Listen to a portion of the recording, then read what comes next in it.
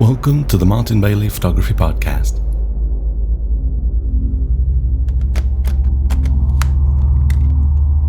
It's August 25, 2014, and this is episode 436. You can tell when the oppressive Tokyo summer heat starts to set in because I kind of reverse hibernate and stay indoors doing back office jobs like website maintenance and ordering business cards, etc. And that's exactly what we're going to talk about today. I recently ordered my second batch of business cards from the UK-based printers Moo, and I'm happy enough with the results to tell you about them today. Moo are a great company. They have a somewhat Apple-esque quality about their products and their marketing, and they do it well. I first started to receive business cards created by Moo probably around 6 or 7 years ago. Apparently they were founded 8 years ago in 2006, which means that people pretty quickly picked up on their quality proposal. I've tried a number of printing companies over the years for my business cards, and I've found some that I liked and some that I could never really recommend. To be honest, Moo kind of fell into the latter category for a while because I feel that the print quality of their Lux cards is substandard, and we'll look at that later. But I knew that they were capable of creating quality products, so I decided to give them another try recently. This time around, I decided to go for the Moo Classic matte laminated cards.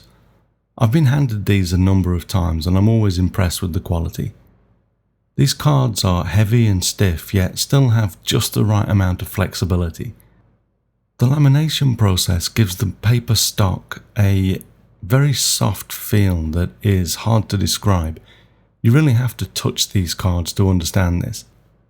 I ordered 200 cards this time around, costing £39.99 excluding VAT, and paid £36.75 for the DHL Express shipping, which is almost as much as the cards themselves when sending to Japan, but the cards are so reasonably priced that I don't really mind that so much. With my last order, I went for the standard shipping, and the cards took nearly a month to arrive, which I found unacceptable. Call me impatient, but even when I'm not in a rush, I don't like waiting that long for something to arrive, especially when the production only takes a couple of days max. If you're listening to the enhanced podcast, the enhanced version of this podcast, you will be able to see the images that we're talking about as we go along here. But if you're not, then you might want to go to mbp.ac/436 and take a look at the images as we progress here. Just click on the images and you'll be able to see them larger, of course. But this image that we're going to look at first is the packaging that the cards came in. It's nice and basic, but functional packaging, and I like the touch of humour that Moo added to this. When you open the box, you're greeted with the wording "Designed by Moo and You," which kind of brought a smile to my face, and that's special. How many times do you open a simple business product package and smile?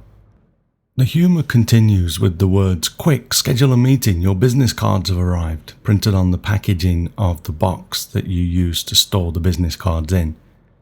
You only get one of these boxes holding 50 cards, and the other 150 were bound by a paper belt and dropped into the packaging, as you can see in the photo. This is fine though, and it helps to keep the cost reasonable.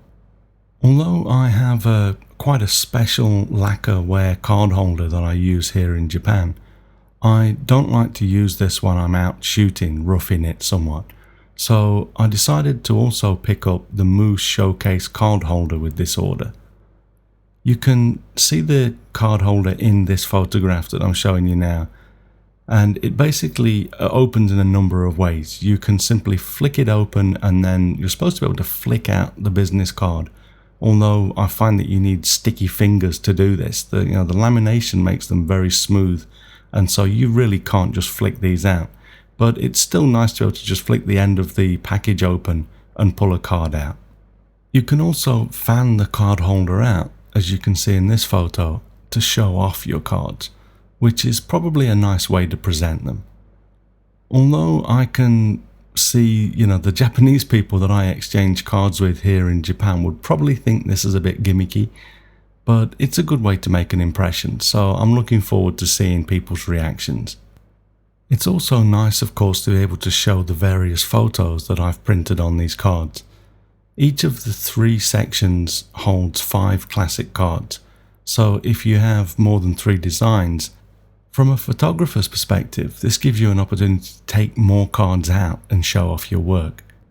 For this order, I actually uploaded 17 photos to be printed on the back of my cards. Moo's Printfinity technology enables them to print as many different designs as the number of cards you order. Basically, if you ordered 50 cards, you could upload 50 different images to be printed on each of them. As I ordered 200 cards, I got 11 of some and 12 of others. You can only have one design on the front of the card though for each batch, although you could order multiple batches of cards if you needed more, of course. I used to carry both English and Japanese versions of my business cards, but I would invariably find that one would run out before the other, or I ran out of one language before the other while I was out and about. So I decided to design a single card with both English and Japanese on a few years ago, and I'm finding that works for me. I'm not going to go into details about the order workflow, as it's pretty straightforward, and as with any website, it's subject to change. But there are a couple of things that I'd like to point out with regards to preparing your images and designs for upload, as you have to dig a little bit for this on the website. For the contact details side of my cards, I used Adobe Illustrator to create the design, and once you have your design how you want it to look, save a copy and then select all of your text, and then from the type menu select Create Outlines. This changes your type created with fonts to vector-based shapes so that you can remove the risk basically of problems occurring with fonts not being available, etc. Don't create those outlines, convert your text to outlines in your final design though, because in your final design file, that is, because you can't edit the text once you've done this. So you wouldn't be able to come back and edit your details if necessary for future orders. Also, according to Moo, when you save your PDF, you have to ensure that you select the Adobe PDF/X-1A preset. And because they work with the coated FOGRA39 CMYK profile, you have to ensure that you select this and in the output options as you save your design as a PDF ready for upload. Even this, of course, is subject to change, and you can work in other file formats too, so do check the Moo site before you finalize your artwork for upload. And in the manuscript on the blog post, I've made these links so you can jump straight to the pages if you can't find them on Moo. For the photos that I had printed, I converted the profile for each of them to the coated FOGRA39 before saving the images for upload. Moo says, by the way, that this information is only for design professionals, but if you can get your head around this, it removes the guesswork if you prepare your images properly. If this doesn't make much sense, I'm sure you'll be fine to just upload them as sRGB, but I think that it's worth taking the time to convert your images. Just open them in Photoshop and select Edit, Convert to Profile, and then select that coated FOGRA39 profile from the Destination Space Profile pull-down. While I was in Photoshop, I also changed the image size to 39mm high at 300 ppi, which gives me a width of 88.56mm for a standard 3.2 image aspect ratio. And that also matches the card's aspect ratio, so that works perfectly. 300 ppi for the resolution is perfect too for printing, and that's what Moo recommends. These settings give you a relatively small file to upload, but will print great, at the business card dimensions. I actually just created a Photoshop action that changed the size and converted to the correct profile and then saved a copy in my artwork directory before closing the image. That makes it pretty easy to prepare a large number of images to give your cards some variation.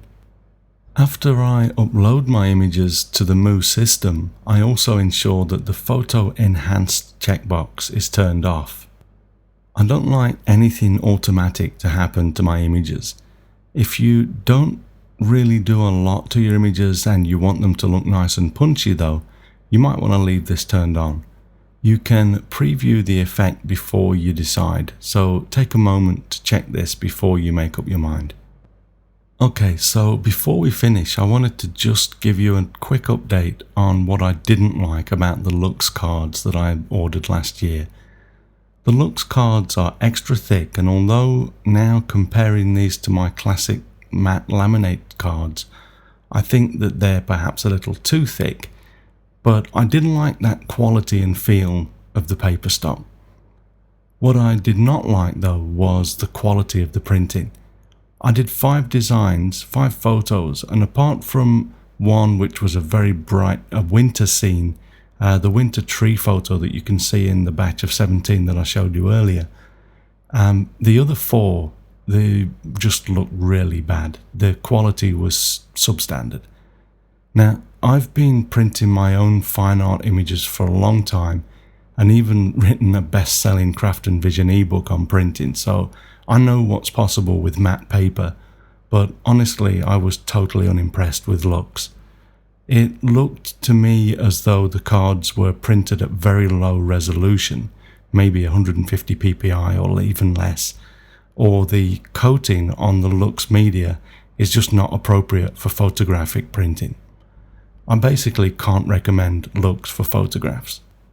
As you can see in this photograph of my new classic matte laminate on the left compared to the Lux card on the right, the Lux card has almost no detail in the foreground rocks to the left there, despite me submitting exactly the same photograph to be printed on both types of card.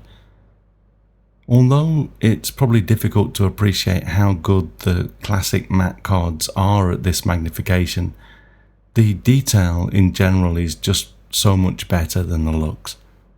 You can probably also see a very subtle color cast in the classic matte cards in this comparison, but that's not really noticeable unless you compare them side by side like this, so it doesn't concern me too much. I do like the box that the Lux cards comes in that you can see in this photo, but that comes at a price, of course. The Lux cards themselves are much thicker stock, and the box and everything, it increases the price to £76.99 excluding VAT for 200 cards, so almost double the cost of the classic matte cards. Although they're nice and probably work well if you get the right sort of design for the back, I won't be ordering these cards again. Okay, so sorry for ending on a low note there, but in general I'm a fan of Moo's products. The classic matte cards have passed my best critiques approval too, which is of course my wife. She hated the Lux cards and was not impressed when I told her recently that I was going to order with Moo again, but I'm glad I did, and my wife really likes the new cards too. I'll definitely be going back to Moo for more as my current 200 run out. As they say, all's well that ends well. So thanks very much for listening today. Remember that you can find me on Google+, Twitter and Facebook, etc. and links to everything that I'm up to are at martinbaileyphotography.com, so do drop by and take a look. I'll be back next week with another episode, but in the meantime you take care and have a great week whatever you're doing. Bye bye.